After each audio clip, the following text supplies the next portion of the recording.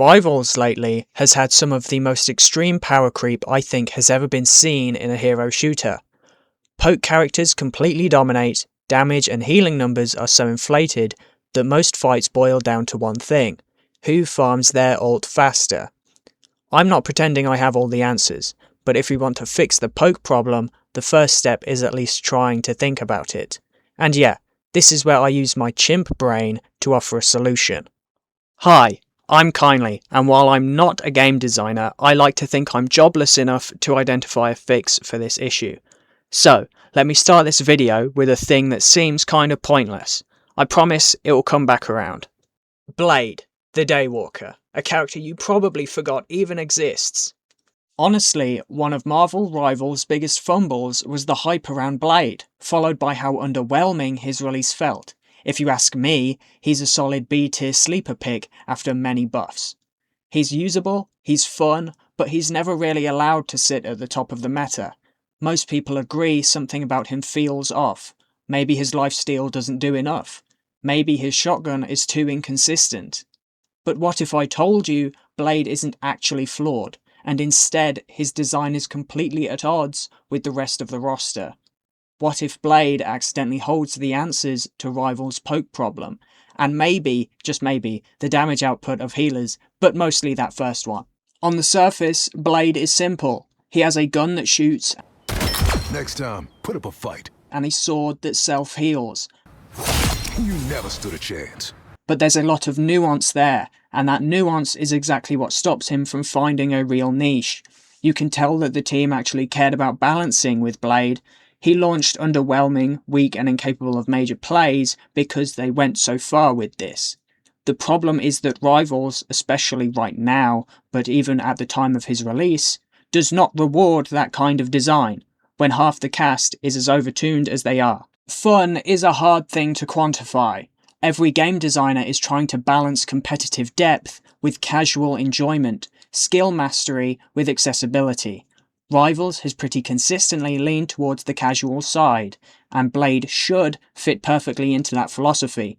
Fun usually comes best through adversity, learning quirks, mastering limitations, squeezing value out of a character. That's why tank mains will tell you Magneto and Emma are boring, and why Magneto's ult is so memorable. It's hard to use and completely game-changing. Characters like Rogue also fit this casual forward design, with flashy combos and a satisfying gameplay loop. Blade, though, he still struggles here, and to understand why, we have to actually look at his kit. So, let's see what Eric Brooks brings to the table. Let's start with his main utility, the gun. Yes, it's kind of funny that a character named Blade is best when using his gun, but even compared to similar characters, it's not exactly impressive here. Firstly, it's a flechette gun. The projectile splits at 8 meters and has a damage fall-off at 20 meters. Within that window, it's great. A bit difficult to aim, but rewarding when you land your shots. Outside of it, you might as well be blowing bubbles at people. On paper, that sounds fine. He has a niche, strong in his range, weak outside of it, balanced. But then, a character like James Buchanan Barnes shows up and ruins everything. Bucky operates at almost the exact same range. His rotor stern also falls off at 20 meters, except under that range, it's basically a handheld war crime that deals explosive AoE damage. And Bucky isn't even the real problem here. Look at Hela, look at Phoenix, long-range hit-scan characters that live for headshots.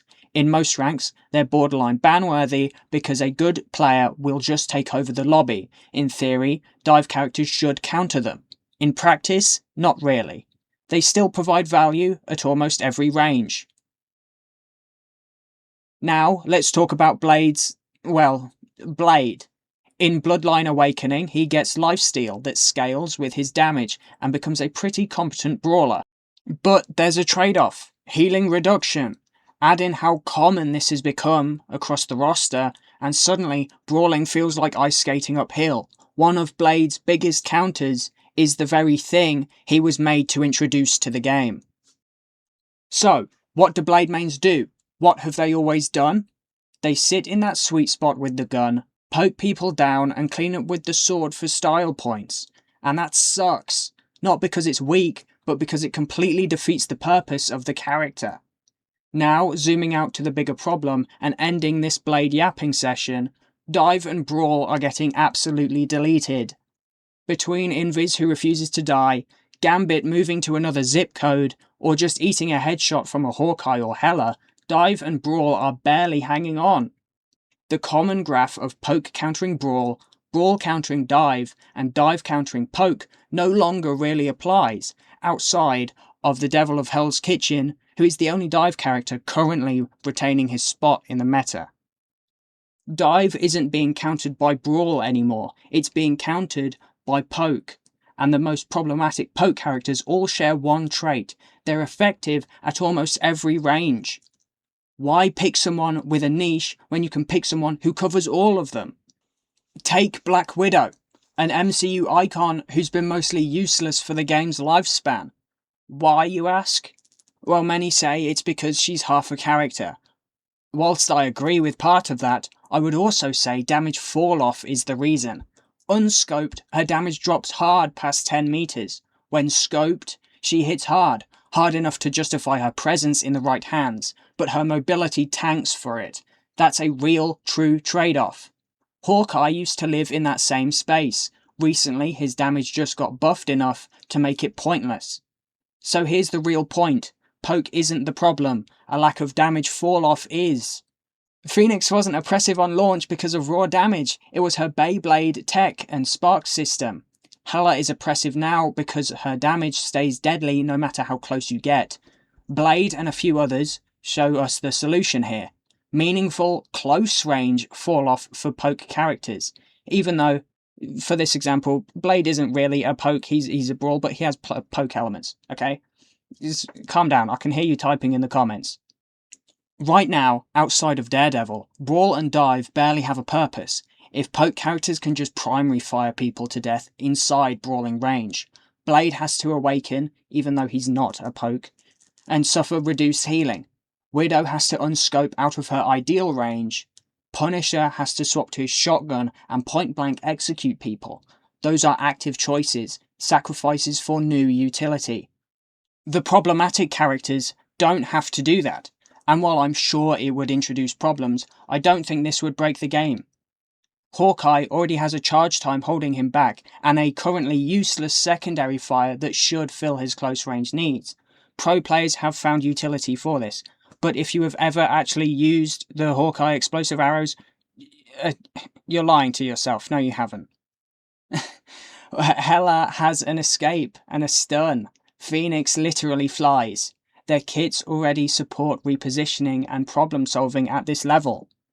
Supports are part of this too. I know Guang gets a lot of blame, but Ji-Hong, why does Luna do this much damage? Since when did Invis become a raid boss? Luna, Invis and Gambit are the most complained about supports for a reason. They heal, they survive, and they output absurd damage with no real trade-off. Applying close range fall-off here too would make divers relevant again, at least to some degree. Gambit could mitigate it through his damage boost, sacrificing some of his deck resource for immediate stopping power. Luna already has her share the stage and number 1 idle abilities that trade team healing for self-sustain. Why not let those override our new close-range fall-off system? A lot of the tools needed to mitigate this change and add depth to characters already exists. It's just a matter of deciding who shouldn't dominate every range. People keep saying, with triple support, nothing ever dies in Rivals, and that's true, but it's also true that the person who tries to kill something usually dies first. Supports are too self-sufficient, and top-tier DPS characters are so versatile they overwhelm everything within their zip code. This leaves tanks as nearly purposeless, a glorified paperweight for the point and battery for their support alt charge. This isn't a perfect fix. Dive would most likely surge. The thing would come back out of retirement to babysit backlines, but with healing remaining the same, the ultimate flow of gameplay wouldn't change much, I don't believe. Healing shouldn't suffer the fall-off that damage needs, but it would mean healers can keep themselves and their team alive against divers through skill, a greater reliance on team play, and the already prevalent CC that is undeniably going to grow as the roster does. It's a change, one that mitigates the problems plaguing rivals today, and I'm sure one that would bring along its own, and sometimes that's all balance can ever be. This change does not make divers stronger. It does not make Brawl more resistant to attacks. It does, however, weaken the damage output of Poke and support, without outright nerfing everyone across the board. It still allows for the same gameplay loop as before, the same ult combos, the same damage potential. However, there's a much finer range that people need to act within. So, let's put ourselves in the dev's shoes for a little bit. In this imaginary fictional patch note, we're going to be adding close range fall off to a lot of the Poke roster. But what does that look like? Who gets hit by this and who should remain the same? Let's get the two Poke tanks out of the way, Mag and Penny. If you have ever played Mag for long enough, you'll know his primary fire is hard to aim when close up. His damage output isn't crazy outside of a combo he gets slowly and is exclusively for weak, squishy targets. Let's spare him here. With Penny, I literally think this change would do nothing. She operates within her minefield, her guns already do minimal damage. I don't think this change is the change for her. Now, the DPS. Pretty obvious here. Hela, Phoenix, Hawkeye, and weirdly, I'll add Squirrel Girl. All of these deserve this change for some varying degree.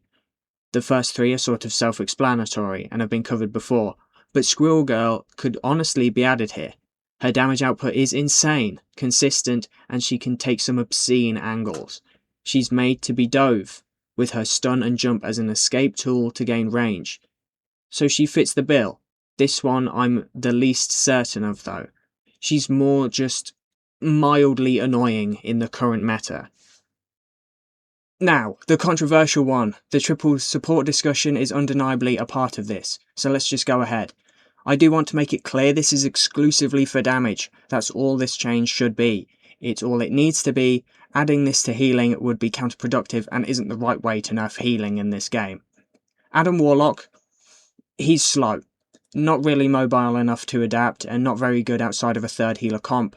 He's already a peeling tool and honestly he needs all the help he can get. For now he shouldn't have a harder time protecting against divers. Luna Snow, yes. Undeniably yes. Her biggest flaw is her burst fire rate, making it hard to consistently land headshots. At point blank range she has no such issue. She can output Hela numbers in the right conditions. Invis, her problem is really just survivability and utility. She already needs to act in a close range, so why restrict her there? She absolutely needs a nerf, but this isn't it. C and D, I mean, why? They're already in a good place and Cloak fills her offensive needs. Next one. Mantis, I'd argue no. She could go either way here, but her resources depend on offensive ability. Let's try and keep a clear line between strategists who heal and strategists who secure kills of their own. Without that ability to peel, without repositioning, she'd fall off a cliff. Gambit, Diablo LeBlanc. He's made a name for himself and that one is versatile. He does it all. We already kinda talked about ways to mitigate this nerf, but it's one he absolutely needs. He already has the repositioning tools to work around this. He should really get more nerfs than this, but if we're adding this to a bunch of people, he needs to be one of them. Finally, Loki and Ultron. Both, no. I mean, what would this change even really do to Ultron? If you're within brawling range as an Ultron, you're already done for. And Loki's output has already been nerfed. He becomes meta as good ults do. I think he's in a good spot right now. The level design, character design, and ever-growing CC already help with all of this. The goal isn't to outright nerf characters, but fix where they are best used. Anyway, let me know what you think. I'm only one man yapping about rivals, so tell me in the comments if you think I'm wrong here, and, I don't know, a complete idiot. I personally can't wait for Season 6 to release and instantly make this video completely pointless. And if you want more videos like this with this terrible mic, consider subscribing. Thanks so much for watching and goodbye.